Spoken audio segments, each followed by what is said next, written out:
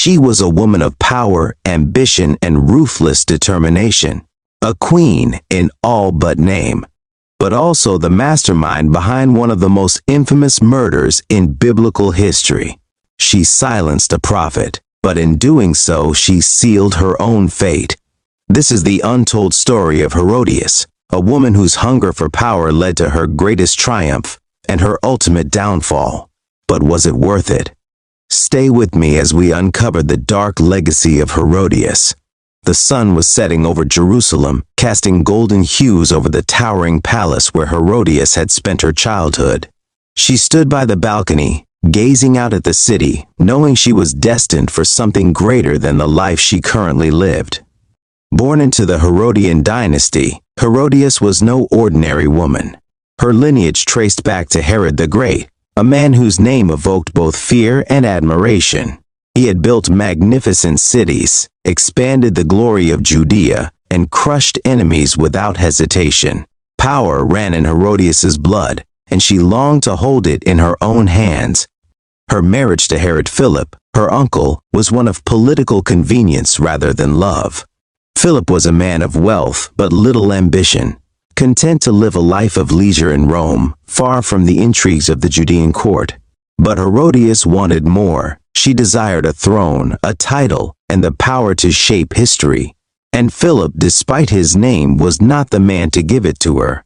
It was at a royal gathering that she first truly noticed Herod Antipas, another uncle, yet a man of vastly different character. Unlike Philip, Antipas was a ruler, the tetrarch of Galilee and Perea, a man with authority, influence, and the potential to make her queen in all but name. Their attraction was instantaneous, though forbidden. Antipas was already married to the daughter of King Aretas IV of Nabatea, a powerful Arab ruler. But Herodias cared little for tradition or morality. She saw in Antipas the chance for greatness, and she would seize it, no matter the cost. One night, during a lavish feast, Herodias and Antipas met in secret. "Leave your wife," Herodias whispered, her voice like silk. "Take me, and together we will rule Judea." Antipas hesitated. He was a shrewd politician, but Herodias's beauty and confidence intoxicated him. He knew that divorcing his wife would anger Aretas IV, but he could not resist the ambition that burned in Herodias's eyes. Days later, Antipas sent his wife away, breaking his alliance with Nabatea. The scandal spread like wildfire. Religious leaders condemned the marriage, and the common people murmured in disapproval. But Herodias cared nothing for their opinions. She had won. However, one man refused to stay silent. Enter John the Baptist. In the wilderness, clothed in camel's hair and eating locusts, John the Baptist was no ordinary preacher. He spoke with fire and conviction, and his words reached the ears of the powerful. When news of Herodias' marriage to Antipas spread, John stood before the crowds and denounced their union. "It is not lawful for you to have your brother's wife," he proclaimed boldly. The words stung. People whispered, eyes turned, and for the first time, Herodias felt a threat she could not ignore. Herod Antipas was fascinated by John, sometimes even enjoying his sermons. But Herodias was furious. "This man must be silenced," she told Antipas one evening. Antipas sighed, swirling his wine. "He is a prophet, my love. If we act rashly, the people will turn against us." Herodias clenched her fists. "Then we must be patient, but I promise you, my king, John will not speak against me forever." And so, the seed of vengeance was planted. Herodias walked through the halls of the Machaerus fortress, her silk robes brushing against the marble floors. The fortress, a stronghold built atop a desolate mountain, overlooked the Dead Sea, standing like a sentinel against time. It was a place of power, a place where rulers shaped history. And now, it was hers. When she married Herod Antipas, she had exchanged the comfort of Rome for the rugged lands of Galilee and Perea. To the people, she was a queen, though the title was never officially granted. Herod Antipas was only a tetrarch, ruling under the Roman Empire's watchful eye, but Herodias cared little for technicalities. In her mind, she ruled beside him. Her husband was a man of calculated ambition, but unlike her, he was hesitant, careful, always considering the consequences of his actions. That was where she came in. She was the force that drove him, the whisper in his ear that steered his decisions. But there was one thorn in her side, John the Baptist. Word had spread across Judea and Galilee of a wild man clothed in camel's hair, speaking of repentance, baptizing the masses in the Jordan River. "Prepare the way of the Lord," John would cry, his voice like thunder. He had gathered followers, disciples, a movement of his own. When he condemned her marriage, Herodias expected people to ignore him. But they did not. Instead, they whispered in the streets, repeating his words, "It is unlawful for you to have your brother's wife." The words echoed in her mind. Herodias seethed. How dare this filthy desert prophet speak against her? She had climbed to power, secured her place, and now a wandering preacher dared to call her unworthy? She stormed into Antipas's chamber, her golden bracelets clinking as she moved. "You must arrest him." Her voice was sharp, controlled. Antipas looked up from the scroll he was reading. His expression was calm, as if he had already anticipated this conversation. "John is a prophet," he said simply. "He is a threat," she countered. "If we allow him to continue speaking against us, the people will turn." Antipas sighed. He rose from his chair and walked to the window, gazing over the vast lands he ruled. "The people love him," he admitted. "He has done no crime worthy of death. Even the Pharisees hesitate to speak against him." Herodias' jaw tightened. "If you will not act," she hissed, "then I will." Antipas turned to her. He knew that fire in her eyes. After a moment of silence, he sighed and nodded. "I will have him arrested, but no harm will come to him." Herodias smiled, but inside she seethed. Arrest was not enough. John was taken by Herod's guards one evening as he preached by the Jordan River. His disciples watched in horror as the soldiers dragged him away, chaining his hands behind his back. He was brought to Machaerus, thrown into a stone-walled prison beneath the fortress. The air was damp, the walls cold, but John did not fear. "The kingdom of God is at hand," he murmured as the cell door clanked shut. Herodias, watching from above, felt a moment of satisfaction. But it was fleeting. John's voice still echoed through the people. Even in chains he held power. And so, she waited. For the perfect moment. For the day she could silence him forever. The dungeons beneath Machaerus were damp, the air thick with the stench of decay. Water dripped from cracks in the stone. A slow, rhythmic sound that blended with the distant echoes of footsteps above. John the Baptist sat in the darkness, his hands bound, his body aching from days of confinement, but his spirit remained unbroken. Even in chains, he was a man of fire. Herodias, however, saw him as a threat that refused to die. Each day, she walked the halls above his prison, knowing that the man beneath her feet still held influence over the people. Every night she lay awake, haunted by his words. "It is not lawful for you to have your brother's wife." The phrase echoed in her mind like a curse. Herod Antipas visited John's prison often, more out of curiosity than malice.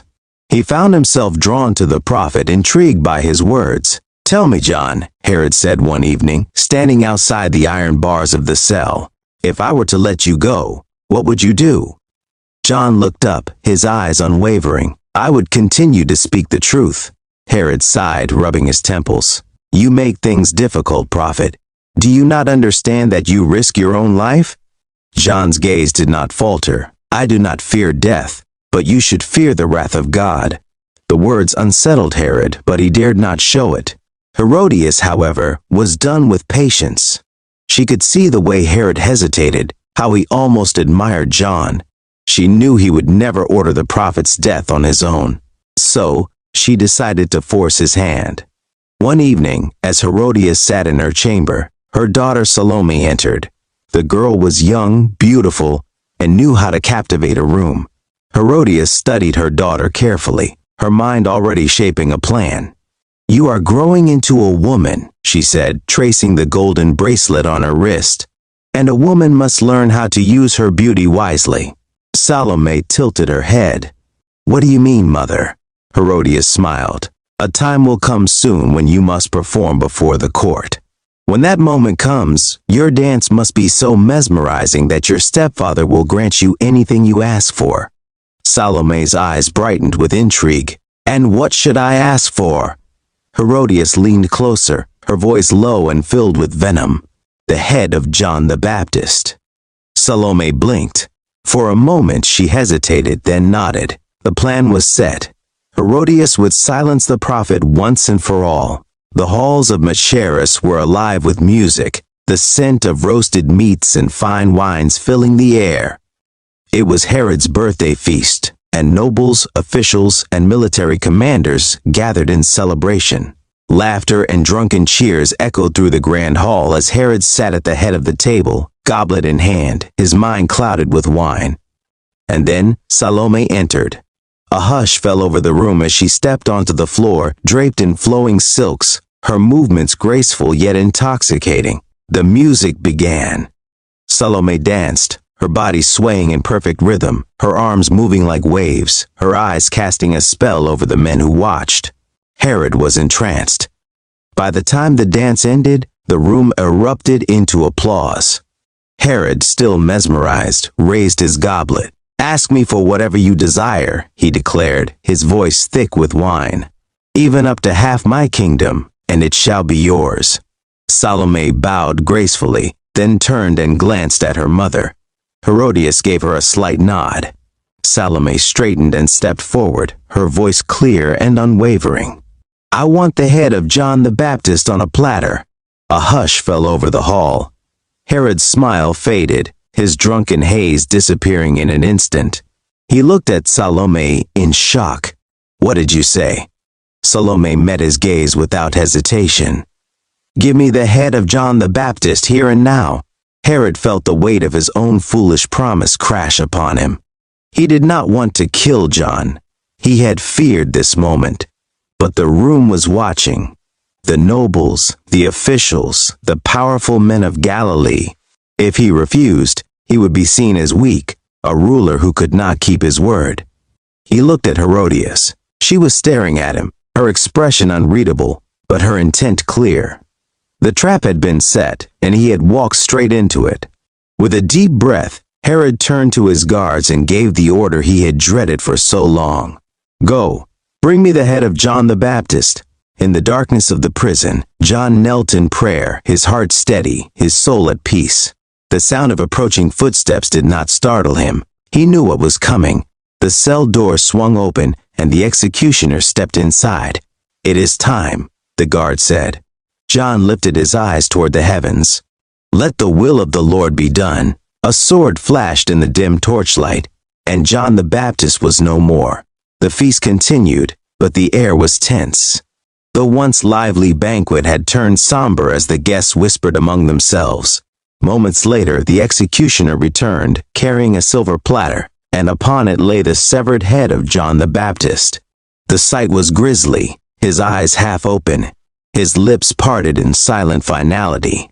The executioner stepped forward and placed the platter before Salome. The girl lifted it and carried it to her mother.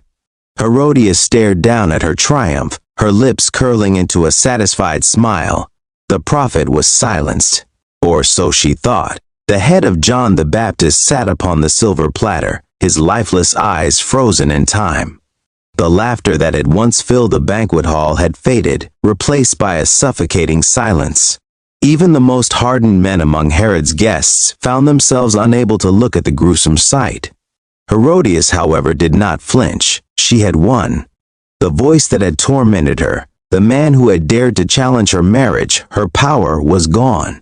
But what Herodias did not know was that a storm was coming. For in the courts of heaven, justice was being written, and the wrath of God was about to fall upon her house. The execution of John the Baptist sent shockwaves across Galilee and Judea. The people had loved John, believing him to be a prophet. His words had carried power, and now that power had been spilled upon the ground. Murmurs filled the streets. Herodias is cursed. Herod has slain a prophet of the Lord. He will not go unpunished. God will bring vengeance upon their house. What had once been whispers became open resentment. The people who had already despised Herod and Herodias for their unlawful marriage now feared and loathed them. Rebellion was in the air. And then the war came. Years before, when Herod Antipas had divorced his first wife, the daughter of King Aretas IV of Nabatea, he had set into motion a chain of events that would lead to his destruction. Aretas had waited, biding his time, nurturing his rage. Now, with John the Baptist's murder causing unrest, Aretas saw his opportunity. He gathered his armies and launched a war against Herod Antipas. The battle was swift and brutal. Herod's forces, weakened by internal strife, were annihilated. The defeat was humiliating, a clear sign to the people that God had removed his favor from Herod's house. Herodias, once the proud queen of Galilee, now stood upon shaking ground. The defeat changed Herod Antipas. He had never been a righteous man, but he had always believed himself to be a careful ruler. Now, his kingdom was crumbling, and his enemies were circling. But what haunted him the most was John the Baptist's voice. "You should fear the wrath of God." The words returned to him every night. He dreamed of John's severed head, of those lifeless eyes staring at him, whispering words he could not escape. "I told you, Herod. I told you." One day when Herod heard of Jesus of Nazareth, a man performing great miracles, he panicked. "It is John," he whispered to himself in horror. "John has risen from the dead." Herodias watched her husband spiral into paranoia and fear, but she refused to feel guilt. John was nothing but a madman, she told him coldly. His death meant nothing. But deep in her heart she felt the weight of something unnatural creeping upon her. It was only the beginning. Herodias still held on to her ambitions, even as her husband doubted everything. She pushed him to seek more power, whispering into his ear as she had always done. "Go to Rome," she urged. "Seek the title of king. You deserve more than a tetrarchy." Blinded by his pride, Herod Antipas listened. He sent word to Emperor Caligula, requesting to be named King of Judea. But what Herodias did not anticipate was the betrayal of Herod Agrippa, her own brother. Herod Agrippa, a man who had always envied Antipas, went to Rome first and poisoned the emperor's ear. "Herod Antipas is a traitor," Agrippa told Caligula. "He conspires against Rome. He is unworthy of power." Caligula, a man of cruelty and impulse, believed the lies. And so he sent soldiers to strip Herod Antipas of his title and his lands. The day the Roman soldiers arrived, Herodias stood in silence, watching as everything crumbled. Herod Antipas, once ruler of Galilee and Perea, was declared in exile. His wealth was seized. His kingdom was given to Herod Agrippa. His soldiers turned their backs on him. Herodias was given a choice. She could have remained in Galilee, for Caligula had not punished her personally. She could have continued living in wealth, safe from exile. But pride consumed her. She refused to live in humiliation while her husband suffered in exile. "If Antipas goes to exile," she declared, "then I will go with him." It was the last decision she would ever make in power. Herodias and Herod Antipas were sent to Gaul, far from the deserts of Judea, far from the palaces of Galilee. The land was cold, unfamiliar, a place where forgotten rulers spent their last years in silence. Herod withered into paranoia, haunted by ghosts of the past. Herodias, once a woman of fire and ambition, now sat in a dim foreign land, staring at a kingdom she could never rule. She had played the game of power, and she had lost everything. Herodias is remembered in history as one of the most infamous women of the Bible. She silenced John the Baptist, but in doing so she brought about her own downfall. She had sought power, but in the end, power abandoned her. And though her voice was once heard in the halls of kings, her name is now spoken only as a warning. Beware the woman who desires power at any cost, for in the end, power will consume her. She had everything: power, wealth, influence. But in the end, she lost it all. John the Baptist's voice was silenced, but his legacy lived on. Meanwhile, the woman who sought to destroy him faded into obscurity. Was it worth it? Was her thirst for power worth the cost? The world remembers John the Baptist, but Herodias was forgotten. In the end, power is never truly ours to keep. If you enjoyed this deep dive into biblical history, don't forget to like, subscribe, and turn on notifications for more untold stories from the Bible. Until next time, choose wisely what you seek in life.